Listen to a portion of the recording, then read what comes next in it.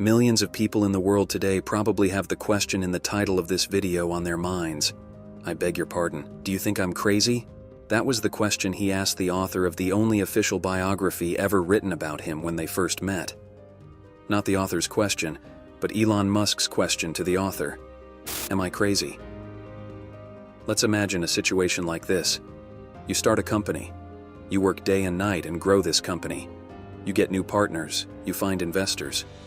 You develop a payment system that is valid in 200 countries around the world. Finally, you sell this company for $1.5 billion, and you get around $165 million in cash in your pocket after this sale.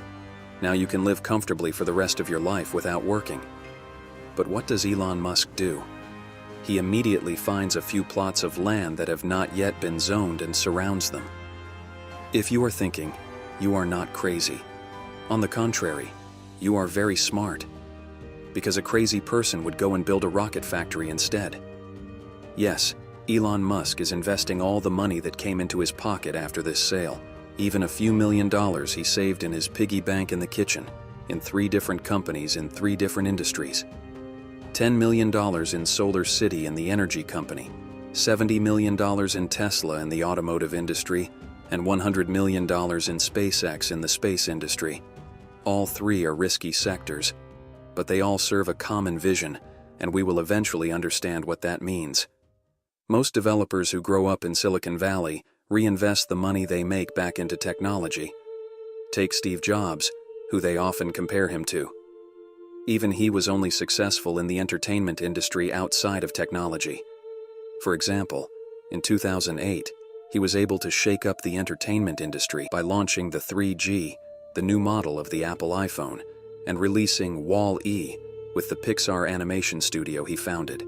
He challenged the giants of the music industry while developing the iPod and iTunes. Elon Musk's sights are set on space. He is not taking risks, he is taking ultra risks.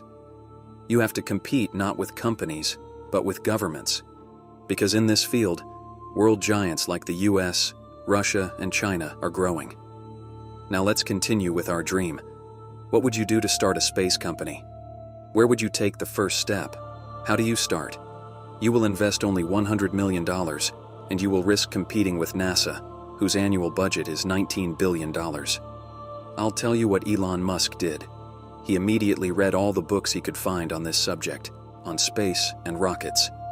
He became so well versed in the subject that when he told the engineers he hired later on when he founded his company, when he said, "Do this, do that," he was able to show that he knew at least as much about the subject as they did.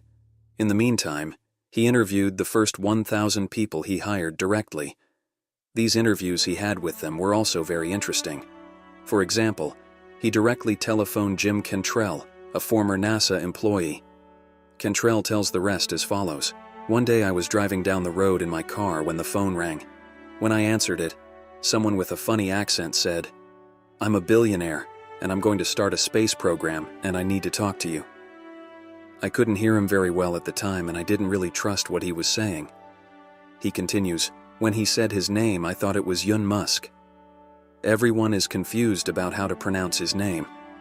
Anyway, to summarize, he first built a theoretical foundation for himself by reading all the books he could find on space and rocket science. Then, he gathered the world's brightest minds around him and started to put it into practice. This is how SpaceX was founded, but I am more interested in why it was founded rather than how it was founded. In English, there is a phrase used for the most difficult jobs.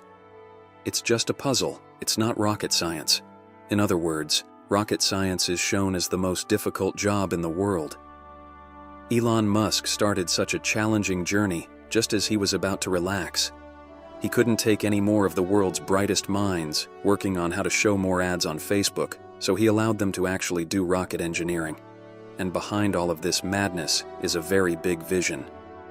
The dream of one day going to Mars and settling there.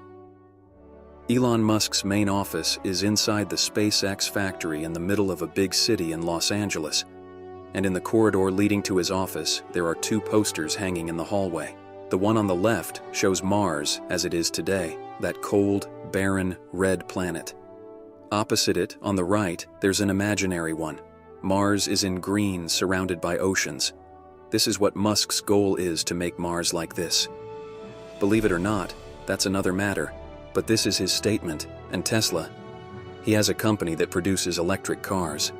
Do you know that all the patents related to Tesla are open to the public? I mean, the car is like open source software, like WordPress, where anyone can get it for free and make a website. Anyone, including Tesla's competitors, can take these patents and try to do better than Tesla.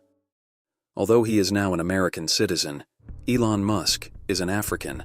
He was born in this most undeveloped continent of the world and grew up in the violence and tension in South Africa until the age of 17. And one of the most striking aspects of his character that started to form at that time was his urge to read books. Reading close to 10 hours a day was quite ordinary for him. On weekends, he could finish 2 books a day. When he was still a university student in the US, he identified 3 areas to work on, the 3 problems that would affect the future of humanity the most: internet, clean energy, and space. The steps he took afterwards, the companies he founded, and the decisions he made were all in this direction. Musk's long-term ideal is to help humanity by creating a civilization that can travel between planets in space through SpaceX. Does that sound too ambitious? Can he do these things? Can he not? We will see. The important thing is not whether he can do these things or not, friends. It's that a person has a vision. First setting a high goal, then fueling the rockets to reach that goal. That is vision. Elon has done this. If we want to succeed, we have no choice but to read and work. Thanks for listening to me, man. You can support me by subscribing and liking, and stay tuned for the next videos. We love you. Take care until the next video.